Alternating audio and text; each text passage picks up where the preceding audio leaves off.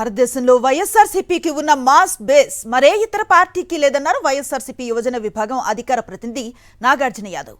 దీనిని పటిష్టమైన party నిర్మాణంగా మార్చాలన్నదే YS Jagan లక్ష్యమని చెప్పారు. కమిటీల నిర్మాణ బాధ్యత మండల అధ్యక్షులు, అనుబంధ విభాగాల నేతలపై ఉందని స్పష్టం చేశారు. పార్టీ బలోపేతానికి ప్రతి నాయకుడు, కార్యకర్త కృషి చేయాలని పిలుపునిచ్చారు.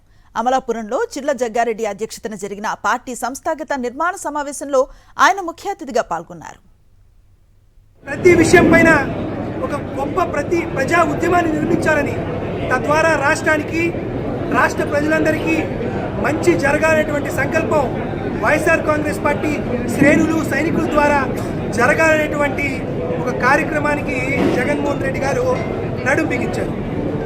ఆ మహోన్నతమైనటువంటి కార్యక్రమం అనేది రాష్ట్ర స్థాయి నుండి ఈరోజు అంబేద్కర్ కోనసీమ జిల్లా దాకా చేరింది.